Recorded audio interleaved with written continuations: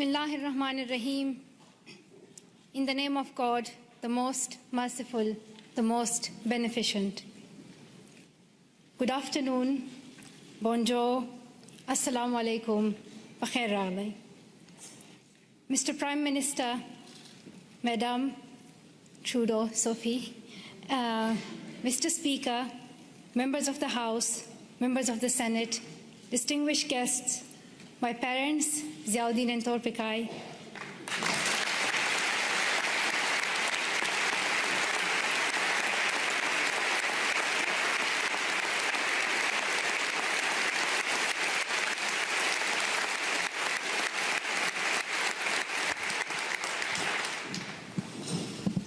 and finally, the people of Canada, thank you so much for the warm welcome to your country. This is my first trip to Canada, but not my first attempt. On the 22nd of October 2014, my father and I landed at the Toronto airport, excited for our first visit to your wonderful country. Soon we learned that a man had attacked Parliament Hill, killing a Canadian soldier, wounding others, and threatening leaders and civil servants in the building where I stand today. Canadian security officials and professionals advised us to reschedule. With sorrow in our hearts, we headed back to England, promising to return to Canada one day.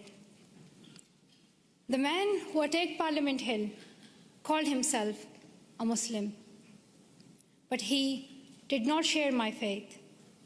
He did not share the faith of 1.5 billion Muslims living in peace around the world.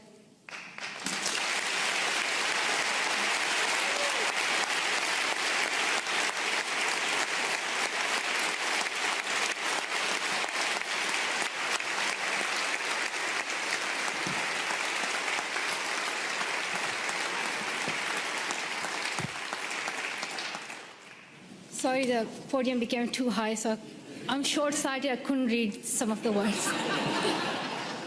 So now I can read my speech.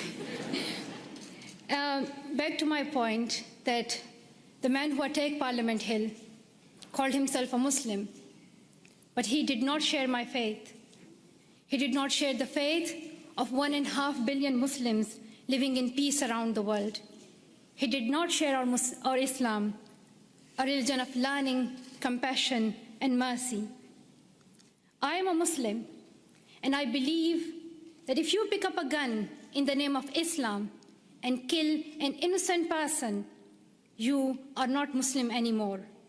You and the person who attacked Parliament Hill and all these terrorists do not share my faith. Instead,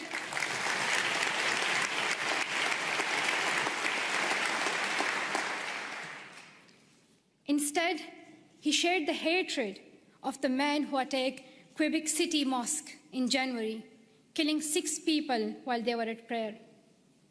The same hatred as the man who killed civilians and police officers in London 3 weeks ago. The same hatred as the men who killed 132 school children in Pakistan Army Public School in Peshawar. The same hatred as the man who shot me and my 2 school friends. These men have tried to divide us and destroy our democracies, our freedom of religion, our right to go to school. But we and you refuse to be divided. Canadians, wherever you are born, however you worship, stand together. And nothing proves this more than your commitment to refugees. Around the world, we have heard about Canada's heroes. We heard about the members of the First United Church here in Ottawa, who sponsored newlyweds Amina and Abraham. A few months later, the family had their first child, a little girl named Maria. The church decided to raise more money to bring Abraham's brother and family to Canada, so Maria could grow up with her cousins. We heard about Jorge Salazar in Vancouver, who came to Canada as a child refugee, fleeing violence in Colombia. As a young adult, he's working with today's children, immigrants, and refugees, helping them adopt with the new culture and country. And I'm very proud to announce that Farah Muhammad, a refugee who fled Uganda and came to Canada as a child, is Malala Fund's new CEO, a Canadian who will now lead the fight for girls' education around the world.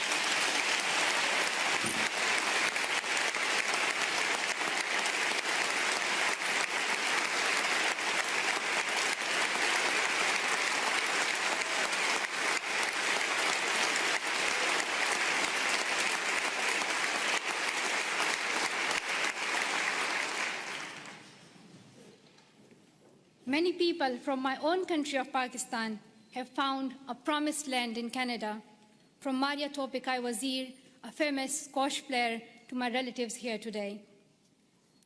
Like the refugees in Canada and all around the world, I have seen fear and experienced times when I did not know if I was safe or not. I remember how my mom used to put a ladder at the back of our house so that if anything happened, we could escape. I still remember that I would read a Quranic verse, Ayatul Kursi, every night to protect our family and as many people as I could. I felt fear when I went to school, thinking that someone would stop me and harm me. I would hide my books under my scarf. The sound of bombs would wake me up at night. Every morning I would hear the news that more innocent people have been killed. I saw men with big guns in the streets.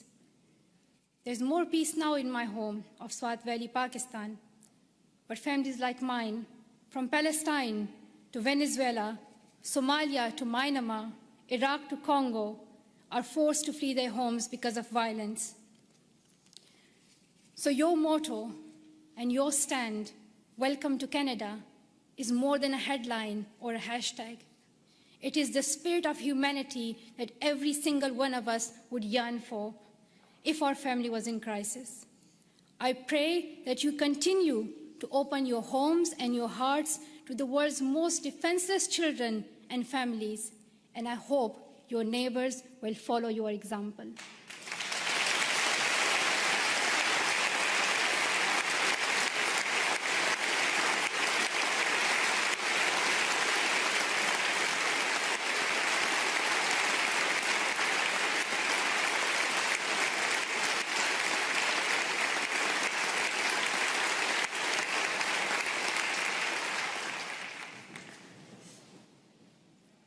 I'm humbled to accept honorary citizenship of your country.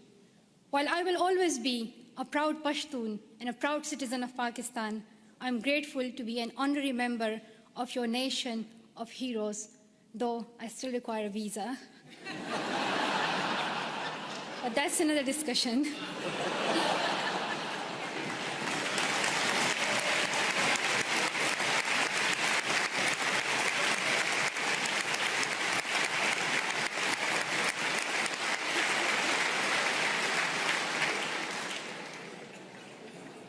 I was also very happy to meet Prime Minister Trudeau this morning. I am amazed by his embrace of refugees, his commitment to appointing Canada's first gender-balanced cabinet, and his dedication to keeping women and girls at the center of your development strategy. We have heard so much about Prime Minister Trudeau, but one thing has surprised me. People are always talking about how young he is. They say that he is the second youngest Prime Minister in Canadian history. He does yoga, he has tattoos, and a lot more. And while I was coming here, everyone was telling me, like, shake Prime Minister's hand and, like, let us know how he looks in reality. And people were just so excited about meeting Trudeau. I don't think anyone cared about the Canadian honorary citizenship. While it may be true that Prime Minister Trudeau is young and he is young head of government, I would like to tell something to the children of Canada, that you don't have to be as old as the very young Prime Minister Trudeau to be a leader.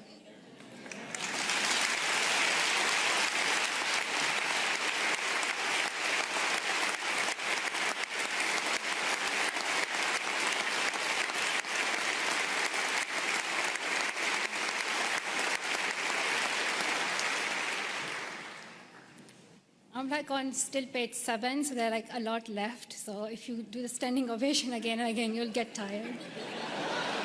Just to let you know, there's a lot left. But I want to share my story that I want to tell the children of Canada that when I was little, I used to wait to be an adult to lead.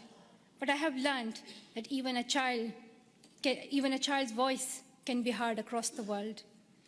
And to the young women of Canada, I want to say, let's step forward, raise your voices, and the next time I visit, I hope to see more of you filling these seats.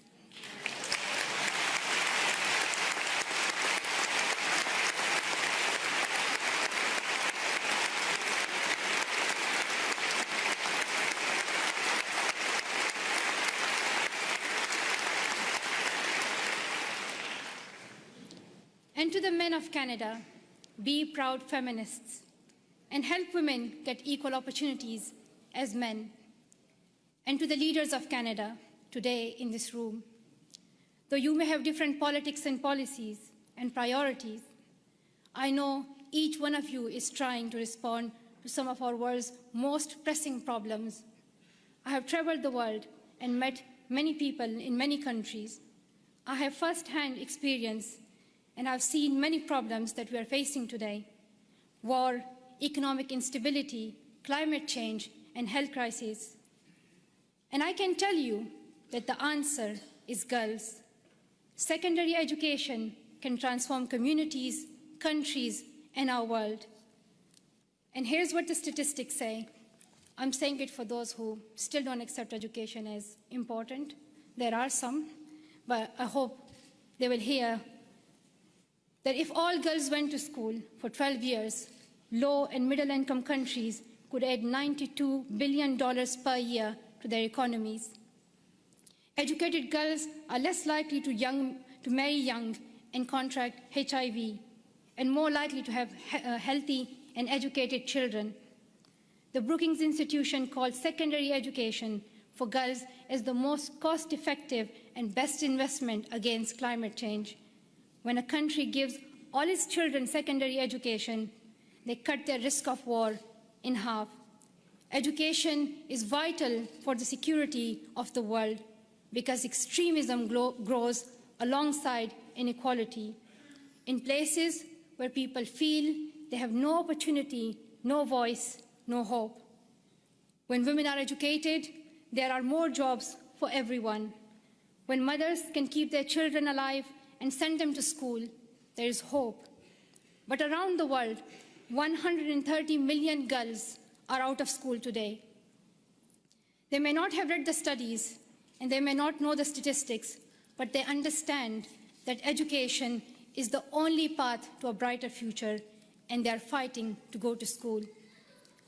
Last summer, on a trip to Kenya, I was introduced to the bravest girl I have ever met. At age 13, Rahma's family fled Somalia and came to Dadaab, the world's largest refugee camp. She had never been inside a classroom, but she worked hard to catch up, and in a few years, graduated primary school.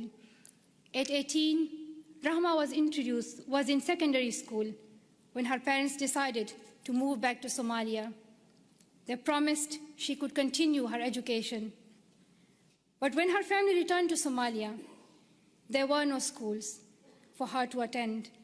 Her father said her education was finished and that she would soon marry a man in his 50s, a man she did not know. Rahma remembered a friend from the refugee camp who had won a scholarship in a university in Canada. She borrowed a neighbor's internet and contacted him through Facebook. Over the internet, the university student in Canada sent her $70. At night, Rahma snuck out of her house, bought a bus ticket, and set out on an 8-day-long trip back to the refugee camp, the only place she knew she could go to school. Through the Sustainable Development Goals, our nations promised every girl she would go to school for 12 years. We promised that donor countries and developing countries would work together to make this dream a reality for the poorest girls in the world. I know that politicians cannot keep every promise they make, but this is the one you must honor. World leaders can no longer expect girls like Rahma to fight this battle alone. We can gain peace, grow economies, improve our public health and the air we breathe, or we can lose another generation of girls. I stand with girls as someone who knows what it is like to flee your home and wonder if you will ever be able to go back to school. I stand with girls as someone who knows how it feels to have the right of education taken away and your dreams threatened. I know where I stand. If you stand with me, I ask you to seize every opportunity for girls' education over the next year. Dear Canada, I'm asking you to lead once again. First, make girls' education a central theme of your G7 presidency next year. Second, use your influence to fill the global education funding gap. You raised billions of dollars and saved lives when you hosted the Global Fund's replenishment in Montreal last year. Show the same leadership for education. Host the upcoming replenishment of Global Partnership for Education. Bring world leaders together and raise new funding for girls to go to school. If Canada leads, I know the world will follow. Finally, prioritize 12 years of education and schooling for refugees. Today, only a quarter of refugee children can get secondary education. We should not ask children who flee their homes to also give up their dreams. And we must recognize that young refugees are future leaders on whom we all depend for peace. The world needs leadership. The world needs leadership based on serving humanity, not based on how many weapons you have. Canada can take that lead. Our world has many problems, but we don't need to look far for the solution. We already have one. She is living in a refugee camp in Jordan. She is walking 5 kilometers to school in Guatemala. She is sewing footballs to pay enrollment fees in India.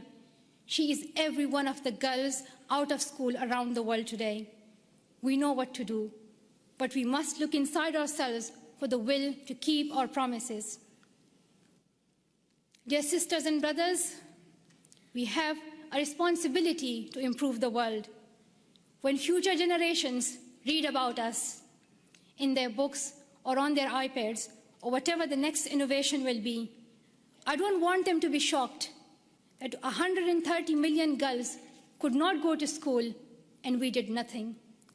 I don't want them to be shocked that we did not stand up for child refugees as millions of families fled their homes. I don't want us to be known for failing them. Let the future generations say, we were the ones who stood up. Let them say, we were the first ones.